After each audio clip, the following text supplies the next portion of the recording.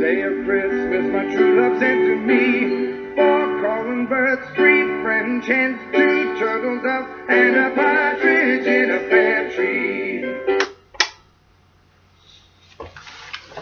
And welcome to the 4th review for 2022. And well, I think I'm gonna make sure I get to this event, review this, considering the series that came out. The Santa Claus 3: The Escape Clause. Over the last 2 years, I've done the previous 2 films, and I should just briefly go over what I thought of them.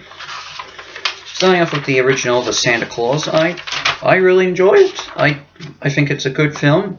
Tim Allen was a great Santa Claus. I love the look of the North Pole, and I even found the elves being played by children are pretty cool. It's just the story and some of the side characters are out of the North Pole are just, hit and miss at times. It's not, though it doesn't hurt the film entirely for me. So that's the best thing I could say about that. As for the Santa Claus 2, well, again, everything in the North Pole is great, and I like the idea of the Council of Legendary Figures. It's just but again, it's the story, and I think the explanation of the Mrs. Claus thing is a little bit underdeveloped, in my view. Plus, I think some of the jokes weren't as smart as they were in the first film. So, the Santa Claus 3: The Escape Clause. Now, until the recent series that came out on Disney Plus, this was the last of this series, and it's often seen as the worst, and in many ways I can agree, but there is some good things in it, although yet again the story is still the weakest part. So let's go over it. So I think it's been about 2 years since the events of the second film, and Scott Calvin is still Santa with his wife by his side, Carol, who's now the Mrs. Claus, who is about to give birth to their first child together. The problem is she's missing her parents, and she wishes to see them on Christmas Eve. So Scott, with the help of his ex-wife, her new husband, and their daughter together, Lucy, help take the in-laws to the North Pole. Her father being played by Alan Arkin, and in order to keep the secret of the North Pole, they portray North Pole as Canada. And yeah, but that's not the main issue. The main issue is, well, the Council of Legendary Figures are voting to suspend council member Jack Frost, played by Martin Short, and who was trying to steal Christmas to make it his own holiday, because unlike the others, unlike the other members of the council, he feels underappreciated. And considering that he's very sneaky and all that, it's very warranted. During one meeting, he overhears the concept of the escape clause, which can basically, if Scott activates it, he can go back in time to the point where he became Santa Claus and rewrite history to make sure he didn't become it.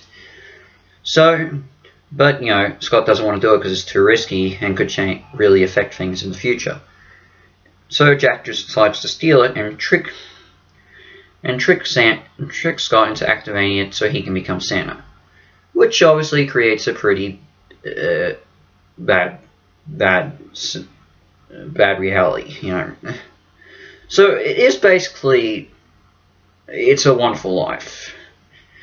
And again, I think I'm going to be encountering in this sort of storyline again. I'm not reviewing It's a Wonderful Life for this year, even though that is something that should be on my agenda. But yeah, with that, again, I feel like every movie of this series seems to be getting worse and worse with its story, which consistent. But yeah, I don't. But the thing is, well, I do find the explanation of how the escape clause works to be handled pretty well. I just wish it could have been mentioned in the first movie, In fact, I even rewatched it again, and I don't think they even mention it at all. Not even in the second one, I think. And again, concealing the North Pole from the in-laws, again, tiresome story, cliche.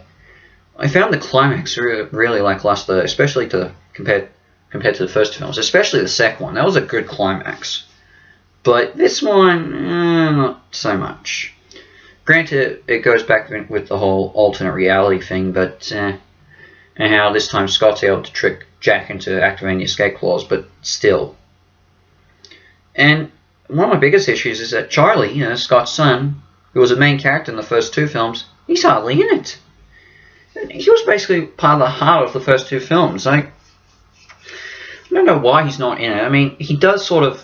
He makes a brief cameo at the beginning when Scott goes to see his family and asks for help to bring the in-laws to the North Pole.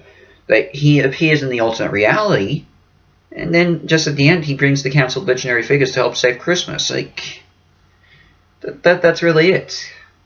I don't know. I really wish they could have given him more of a role, especially since he's about to have his dad's going to be having a baby, so he could have played a bit more of a role, funnier, with helping out in preparation of his, half brother, half sister arriving, because he's already got one, so, I don't know. But the pros are, again, I love the performances. Tim Allen is still as great as Santa Claus. Warren Short is actually really good as Jack Frost, and can be pretty hilarious at times. The set design is great as the North Pole. As I said, I like how the escape clause works.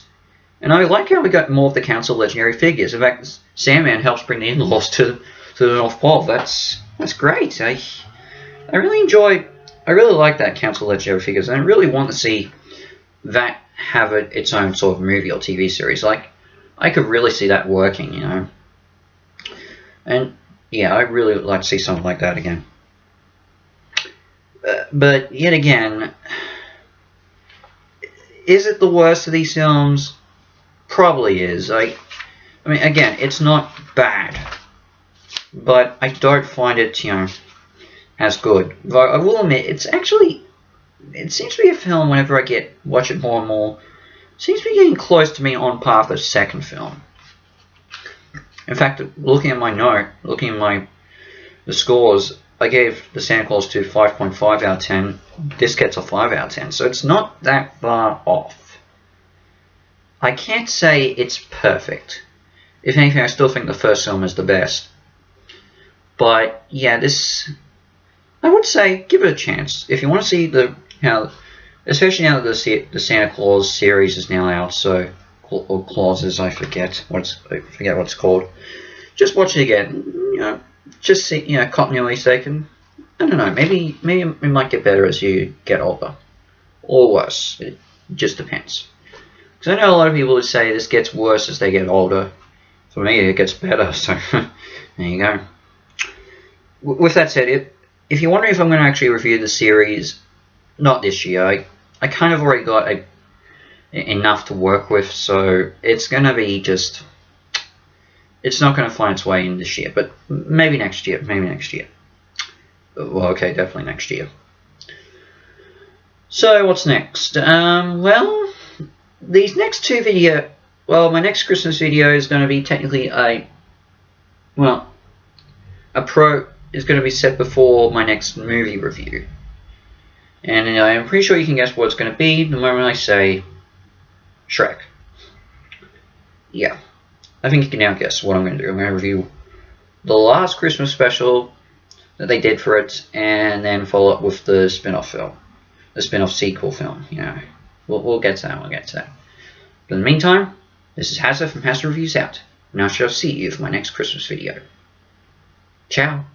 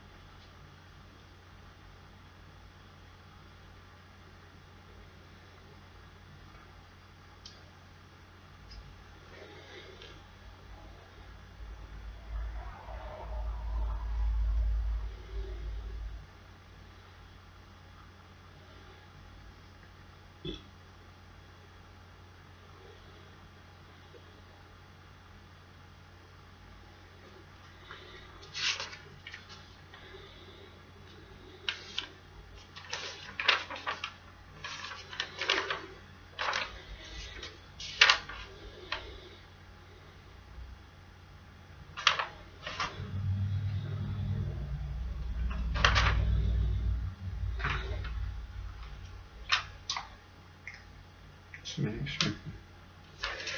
All those donkeys Christmas pictures. Thank you. Thank you.